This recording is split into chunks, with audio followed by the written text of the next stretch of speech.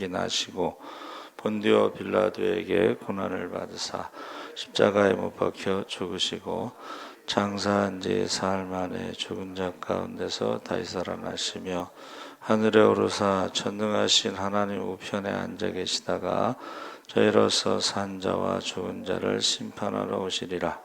성령을 믿사오며 거룩한 공예와 성도가 서로 교통하는 것과 죄를 사하여 주시는 것과 몸이 다시 사는 것과 영원히 사는 것을 믿사옵나이다.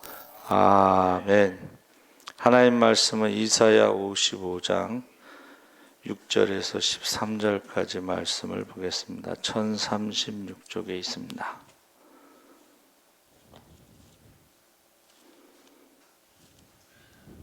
55장 6절에서 13절 1035쪽에 있습니다. 6절서부터 13절까지 다 같이 읽겠습니다.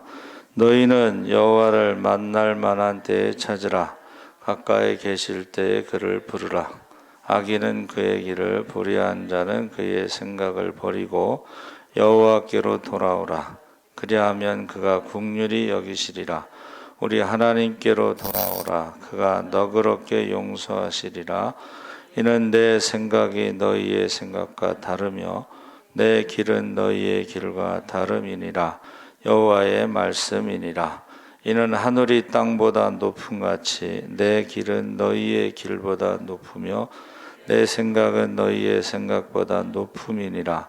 이는 비와 눈이 하늘로부터 내려서 그리로 되돌아가지 아니하고 땅을 적셔서 수출이 나게 하며 싹이 나게 하여 파종하는 자에게는 종자를 주며 먹는 자에게는 양식을 줌과 같이 내 입에서 나가는 말도 이와 같이 헛되이 내게로 되돌아오지 아니하고 나의 기뻐하는 뜻을 이루며 내가 보낸 일에 형통함이라. 너희는 기쁨으로 나아가며 평안히 인도함을 받을 것이요 산들과 언덕들이 너희 앞에서 노래를 바라고 들의 모든 나무가 손뼉을 칠 것이며 잣나무는 가시나무를 대신하여 나며 화석류는 찔레를 대신하여 날 것이라.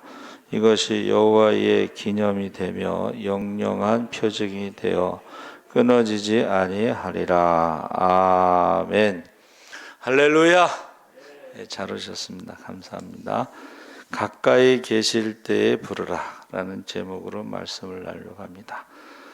어느 목사님의 들꽃 편지라는 글에 이런 말이 있습니다. 떠나고 나서야 얼마나 소중한지 실감한다는 것이 인간의 비극인지도 모르겠습니다.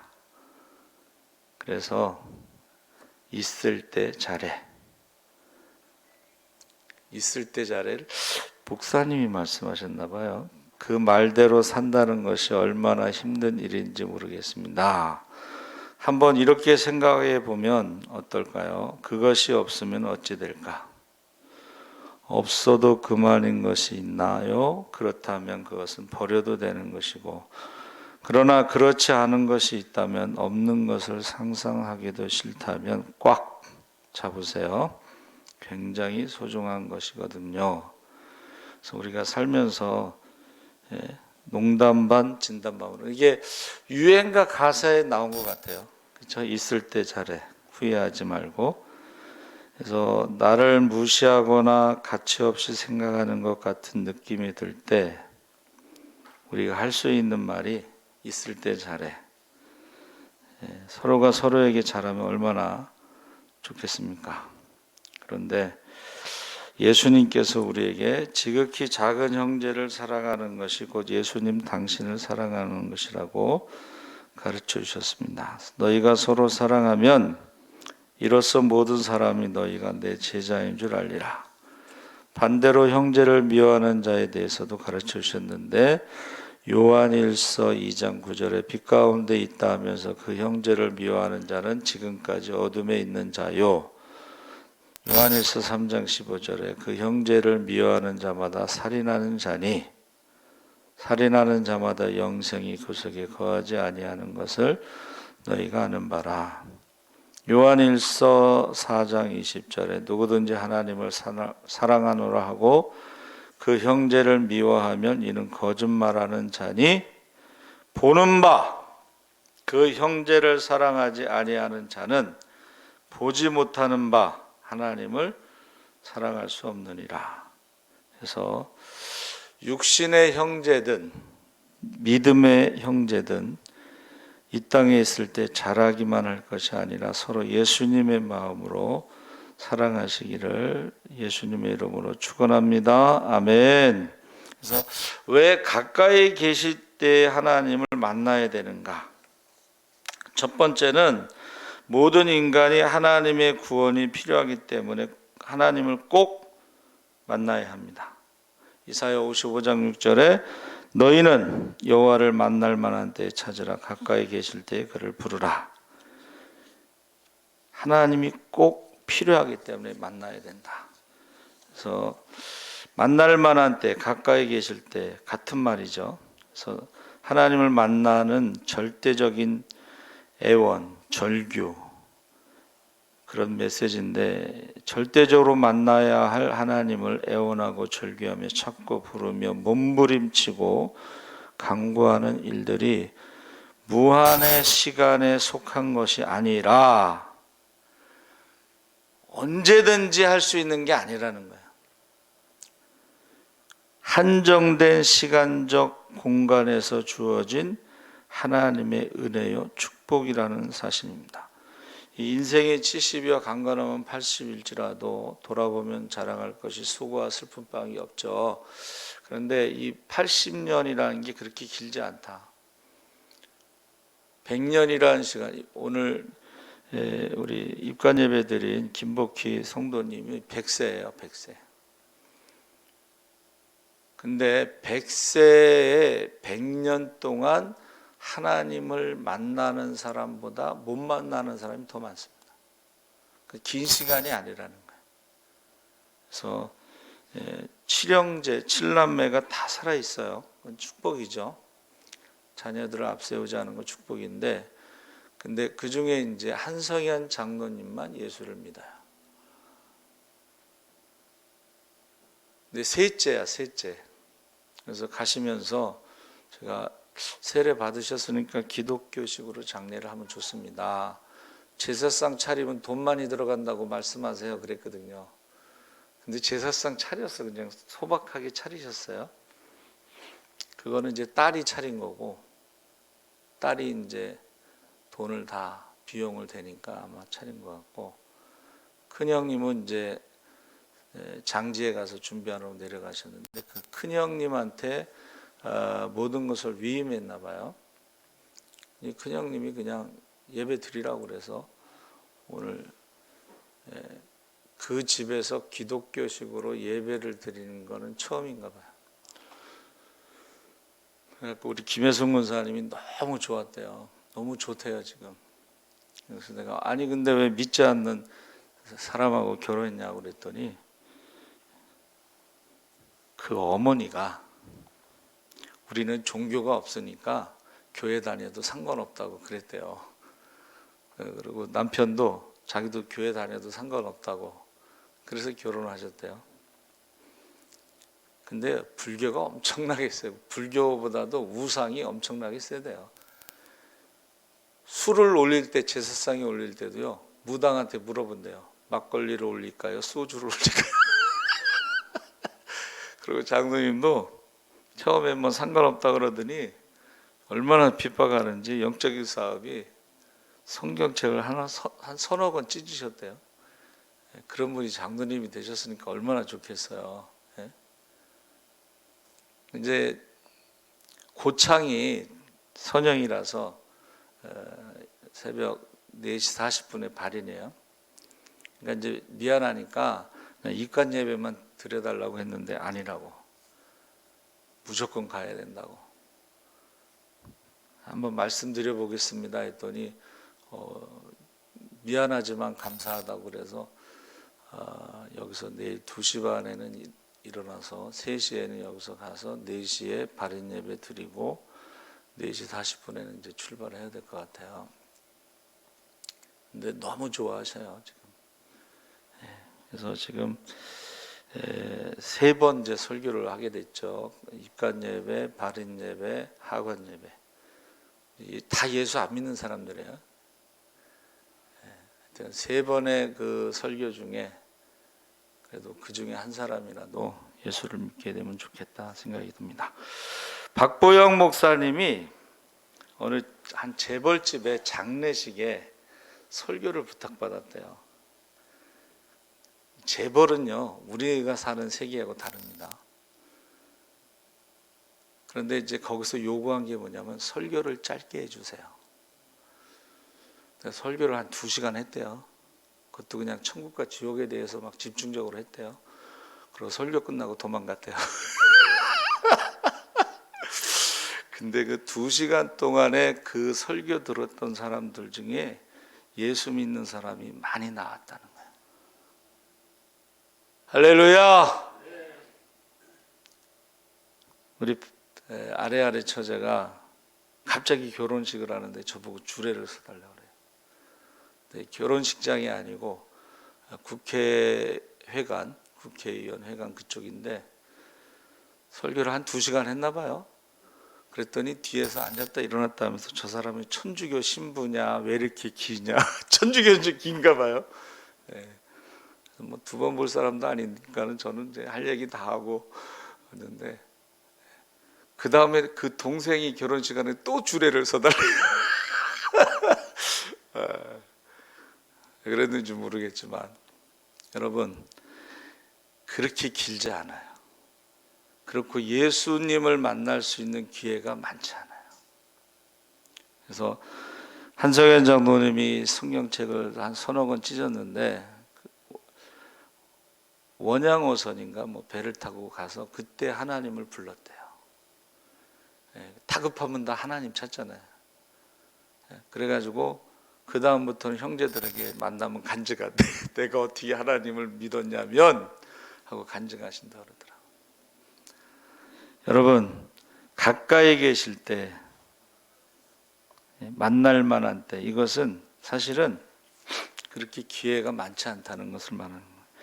하나님이 주시는 은혜와 축복은 모두가 구원과 연결된 것이고 하나님을 찾고 부른다는 이유는 나 스스로가 내 인생을 책임지고 구원할 능력이 없음을 인정하는 것입니다. 나의 연약함을 하나님께 고백하는 것입니다. 인간들이 하는 일에는 항상 한계라는 것이 담아 있는데 생명과 사망의 문제도 그렇고 그래서 우리가 인간이 아무리 뭐 지식이 발달해도 지금 혈액을 만들지 못하죠. 그 헌혈해야 돼요. 혈액을 만들지 못합니다. 그리고 죽음의 문제를 해결할 수가 없어요. 뭐 냉동 인간이 있는데 그거 뭐 몇백 년 동안 냉동시켰다가 다시 살리는 게 뭔 의미가 있을까? 냉동 인간을 다시 살린다고 해서 그 사람이 영원히 살 수는 없어요. 그렇죠? 뭐 미래는 뭐 죽지 않는다 그래도 그렇지 않다고 생각을 합니다. 그래서 이 기독교는 죄와 사망의 문제를 해결해 주는 것이다. 로마서 5장 12절에 한 사람으로 말미암아 죄가 세상에 들어오고 죄로 말미암아 사망이 들어왔나니 이와 같이 모든 사람이 죄를 지었으므로 사망이 모든 사람에게 이르느니라. 히브리서 5장 27절 한 번 죽는 것은 사람에게 정해진 것이요 후에 심판이 있다. 그래서 이제 오늘 말씀에도 이제 우리 육신은 흙에서 와서 흙으로 돌아간다. 세상에서는 죽음으로 끝난다고 하지만 성경에서는 죽은 다음에 심판이 있다. 이제 그런 말씀을 나누게 됐죠. 그래서 이 사망과 죄와 사망의 문제를 바로 예수님이 나는 부활이요 생명이니 나를 믿는 자는 죽어도 살겠고 예수께서 이르시되 내가 곧 길이요 진리요 생명이니 나로 말미암지 않고는 아버지께로 올 자가 없느니라. 이것을 기록하면 너희로 예수께서 하나님의 아들 그리스도이심을 믿게 하려 함이요 또 너희로 믿고 그 이름을 힘입어 생명을 얻게 하려 함이니라. 그래서 우리가요 우리가 가지고 있는 모든 것은 어느 날 죽음 앞에서 바벨탑처럼 하나 남김없이 다 무너지고 맙니다. 그래서 성경에 지혜로운 자의 마음이 초상집에가 있다고 그랬을 때 그 죽음을 통해서 아무것도 가져가지 못하는구나. 그걸 배우는 거죠. 그런데 성경에 뭐라고 돼 있어요? 하늘의 소망으로 서로 위로하라. 그래서 우리 다시 만날 때 우리 찬송가 480장에 미래에 대해서 나오는데 천국에서 만나보자 그날 아침 거기서 순례자여 예배하라 늦어지지 않도록 만나보자 저기 배는 저 천국문에서 만나보자 그날 아침 그 문에서 만나자. 그래서 우리가 죽음 앞에서 노래하는 존경, 죄와 사망을 이기신 부활에 대해서 말씀을 나눴습니다. 그래서 시편 6편 5절에 사망 중에서는 주를 기억하는 일이 없사오니 스월에서 주께 감사할 자 누구리까. 숨쉬고 있는 이 순간이 바로 하나님을 만날 만한 때요, 또 가까이 계신 지금이 바로 내가 살아 숨쉬는 이 순간임을 기억하면서 죽은 다음에는 주를 기억할 리가 없다는 거예요. 우리가 살아있는 동안에 이상훈 집사님 여러분 제가 말씀드렸죠. 형님이 몇십 년 동안 요양병원에 있는데 병원비를 동생이 댄 거예요. 저보고 이제 장례식을 인도해 달라고 그래서 제가 뭐라 그랬냐면 장례식을 인도하는 게 무슨 의미가 있겠습니까? 살아있는 동안에 만나야지. 그래서 저희가 살아있는 동안에 가서 이제 귀에다 대고 잠을 잔다고 그래서 그냥 귀에다 대고 복음을 전했는데 잠을 자는 건지 모르지만 이렇게 눈물을 쫙 흘리시더라고. 그러고 돌아가셨어요. 그래서 저는 아무도 없는 줄 알았더니 아들이 셋이 있는데 연락했더니 연락하지 말라고 그랬어요. 그거 충격적이었어요. 아무도 없어서 장례식을 치러달라는 줄 알았는데 아들이 셋이 있는데 원장이 연락했더니 연락하지 말라고. 그래서 제가 운구했어요. 제가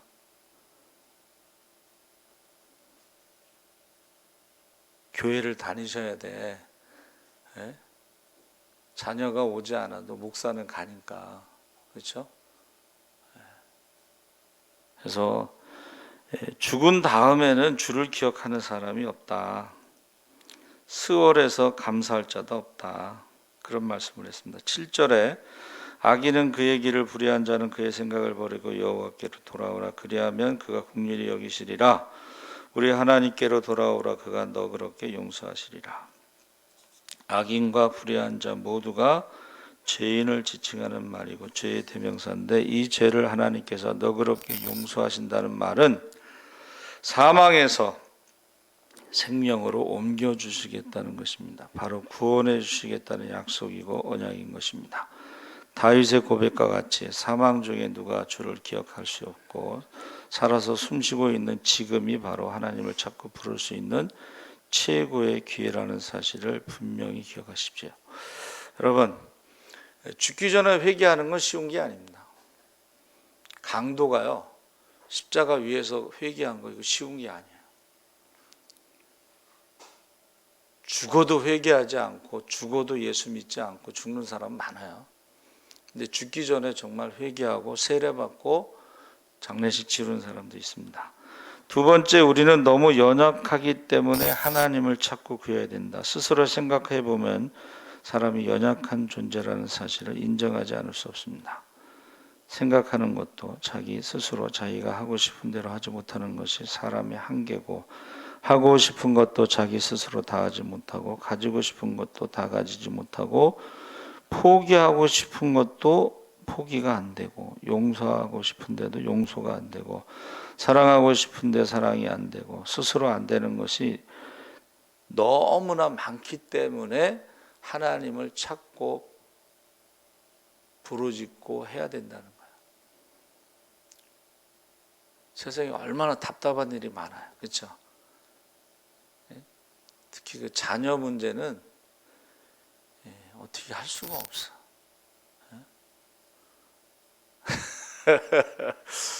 자녀 문제는 어떻게 할 수가 없어요. 남편도 마음대로 안 되고, 부인도 마음대로 안 되고. 그러니까 우리가 연약하기 때문에 하나님을 찾고 구해야 된다. 연약한 존재이기 때문에 하나님은 우리의 의존자가 되주시기 위해서 하나님을 찾고 부르라고 하셨고, 우리 인생과 너무 다르신 분이고 전능하신 분이신데 뭐라고 말씀하셨어요? 내 생각은 너희 생각과 다르고 내 길은 너희의 길과 다르고 하늘이 땅보다 높은 같이 내 길은 너희의 길보다 높으면 내 생각이 너희 생각보다 높음이니라. 그러니까 하나님은 우리와 전혀 다르시기 때문에 우리가 하나님을 찾고 부르짖고 만나야 된다는 것입니다. 그래서 우리 한상현 장로님이 배를 타고 안 나갔으면 아마 계속 핍박했을지도 몰라요. 근데 배를 타고 나갔기 때문에 하나님을 찾게 된 거죠. 부르짖게 된 거죠. 그래서 우리가 자녀들의 결혼을 위해서 굉장히 기도 많이 해야 됩니다. 전쟁에 나가는 아들 보고 전쟁 생사 위험하죠. 기도해라. 전쟁에 갔다 와서 이제 배를 타고 나가니까 바다는 전쟁터보다 더 위험하니까 2번 기도해라. 바다 갔다 와서 이제 돈을 벌어서 결혼을 하려고 그러는데 결혼은 바다보다 더 위험하니까 3번 기도하라 그랬잖아요. 전쟁터보다 바다보다 더 위험한 게 결혼인데 자녀들의 결혼을 위해서 기도 많이 해야 됩니다. 이 세상에서 아무리 뛰어나도요, 결혼이요 인생의 승부처라고 생각을 해요. 인생의 승부처.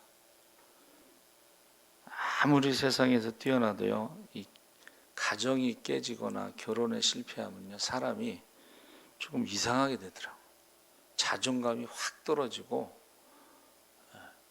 자존감이 떨어지는 사람들이 어떻게 해요?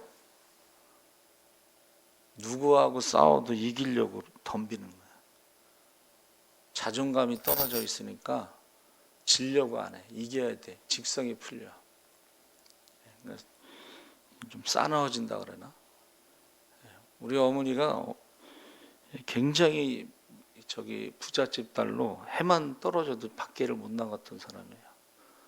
근데 인생의 풍파를 남편도 죽고 큰아들도 죽고 막 이러면서 노가다판에 딱 나갔는데 얼마나 싸나운지.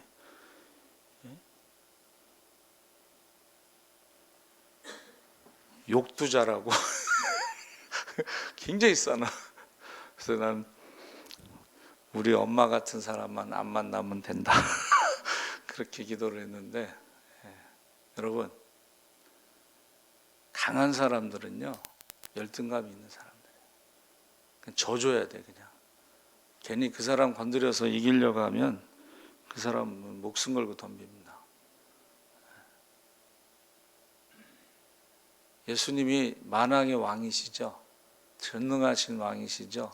영원한 아버지시죠. 평강의 왕이시죠. 예수님이 이기려고 한 적이 없어요. 그냥 십자가에서 죽으셨어요. 그거는 강하기 때문에 죽음을 선택할 수 있는 거예요. 열등감이 있으면요 절대 그렇게 못합니다. 열등감이 있는 사람은 십자가를 질 수가 없어요. 그러니까 막 그런 사람들이 있어요. 목사님들 중에서도 막 뻥치는 사람이 있어요. 케냐 안정규 선교사님이 갔는데 그 케냐의 어떤 분이 자기가 연세대학교를 나왔대. 안정규 선교사님 연세대학교 경영학 하거든요. 그러니까 몇 학번이세요? 그랬더니 대답을 안 하더래. 그 선교사님이 조금 있다가 자기가 엑츠 대학원을 나왔대. 안정규 선교사님이 엑츠를 안 했잖아. 그것도 거짓말이야. 연세대는 뭐 스카이 중에 하나죠. 엑츠는 한국의 MIT라고 그래서 영어로 공부하는 유일한 대학원이에요.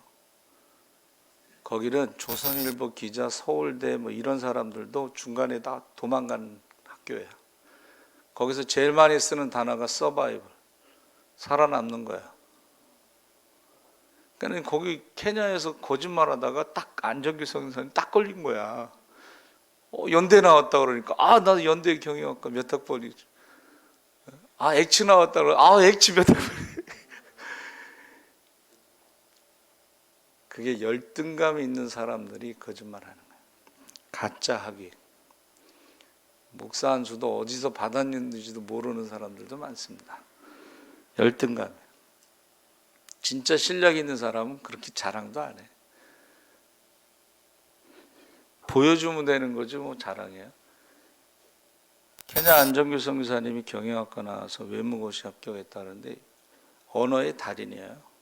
아프리카 언어서부터 영어로 사기치다가 수배 받아갖고 도망간 사람이 안정규 선교사님이에요. 영어로 사기쳐, 영어로. 그러니까 저 여러분이 실력 있는 사람 뻥치지 않고 그냥 보여주면 돼요. 자, 본문 8절 9절에 이는 내 생각이 다르다 그런 말씀을 했죠. 사람은 연약하기 때문에 하나님을 만나고 부르짖고 해야 된다는 것입니다. 예레미야 33장 3절에도 내게 부르짖으라 내가 내게 응답하겠고 내가 알지 못하는 크고 은밀한 일을 내게 보이리라. 마지막에 세 번째는 하나님을 찾고 부르는 가장 큰 이유 중 하나로 하나님의 말씀대로 세상을 지배하기 때문이다. 10절 11절에 이는 비와 눈이 하늘로부터 내려서 그리로 되돌아가지 아니하고 땅을 적셔서 소출이 나게 하며 싹이 나게 하여 파종하는 자에게는 종자를 주며 먹는 자에게는 양식을 준 것 같이 내 입에서 나가는 말도 이와 같이 헛되이 내게로 되돌아오지 아니하고 나의 기뻐하는 뜻을 이루면 내가 보낸 일에 형통함이니라. 그러니까 우리가 살고 있는 모든 환경은 하나님이 창조하신 환경입니다.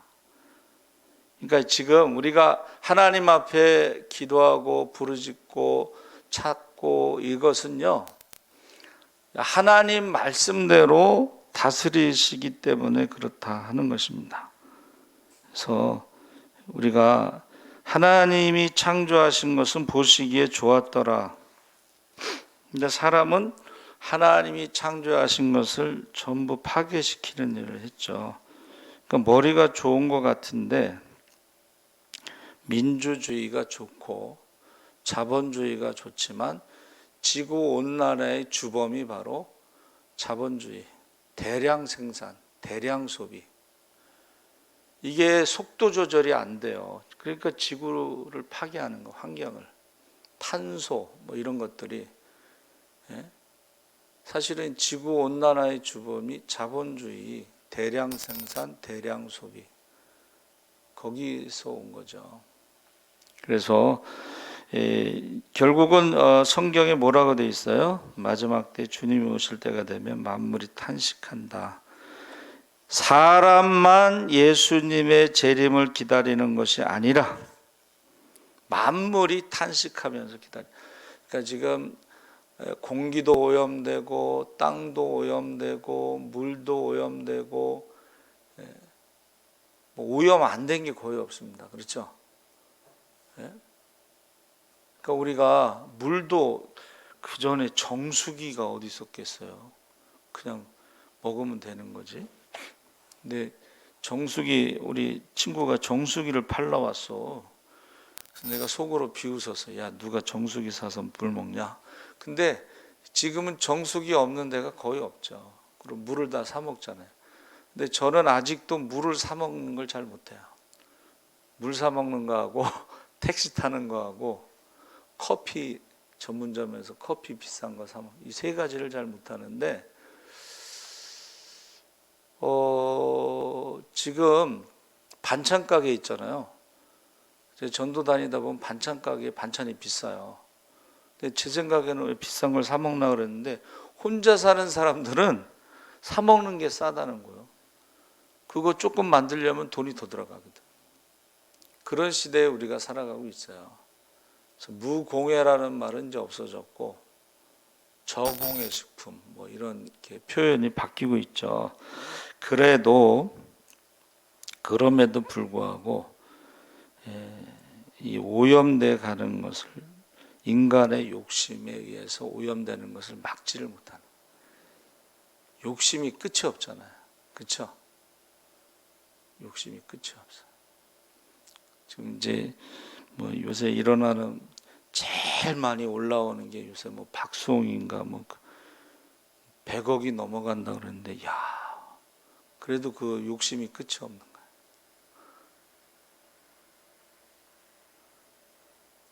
욕심이 끝이 없습니다. 여러분, 그러니까 우리가 모든 것이 하나님의 말씀대로 세상이 지금 다스려지기 때문에 하나님께 기도해야 된다는 거예요. 부르짖어야 돼. 도와달라고, 살려달라고. 다른 방법이 없다고. 그래서 우리가 읽은 말씀 12절 13절에 너희는 기쁨으로 나아가며 평안히 인도함을 받을 것이요 산들과 언덕들이 너희 앞에서 노래를 바라고 들의 모든 나무가 손뼉을 칠 것이며. 이게 뭐예요? 만날 만한 때에, 가까이 계실 때에 하나님을 찾은 사람들, 하나님께 부르짖은 사람들, 응답받은 사람들의 이야기예요. 이거는. 그러면서 잣나무는 가시나무를 대신하고 화석류는 찔레를 대신한다. 이 화석류라는 것이 다른 말로 도금냥 나무인데 이것은 평화와 감사, 사랑의 상징이다. 성경 속에서 도금냥 나무는 초막절에 히브리인들이 초막을 짓는데 사용한 나무 가운데 하나로 등장한다. 그래서 산으로 나가서 올리브 나무 가지, 소나무 가지, 도금냥 나무 가지, 야자나무 가지, 그 밖에 잎이 무성한 가지를 꺾어다가 쓰여 있는 대로 초막을 만들라. 스가랴의 환상 중에 용기와 소망, 평화를 언급하는 과정에서 이 도금냥 나무를 사용했고, 그래서 내가 밤에 보니 붉은 말을 탄 사람이 골짜기에 도금냥 나무 사이에 서 있었다. 그 사람 뒤에는 붉은 말들과 검붉은 말들과 흰 말들이 서 있었다. 스가랴 1장 8절에 이 도금냥 나무, 화석류라고도 돼 있는데 이것은 다른 곳으로 이민 갈 때 반드시 가지고 갔을 정도로 중요하고, 고대 로마에서는 비너스의 신목으로 신상을 장식했고 신전 조경에 이 나무를 심어 숲을 이루게도 했다. 이 나무는 상노수이기에 불사의 표징, 죽지 않는 것의 표징으로 죽음과 부활의 약속으로 삼았다. 이 밖에도 유대인들은 이 나무를 평화와 감사의 상징으로 여기며 저주받은 상태의 회복을 상징해 주는 식물로 생각했다. 그러니까 이 화석류라고 하는 거, 이 도금냥이라고 하는 이 나무는 저주에서 회복을 상징하는 식물, 사망에서 부활을 상징하는 식물. 이 열매는 달콤하고 향기가 짙고 날로 먹는 것 외에 건조시켜 저장식도 만들고 음식물의 부향제로 쓰이는가 하면 방부와 진통의 약효도 있어서 약으로도 사용됐다.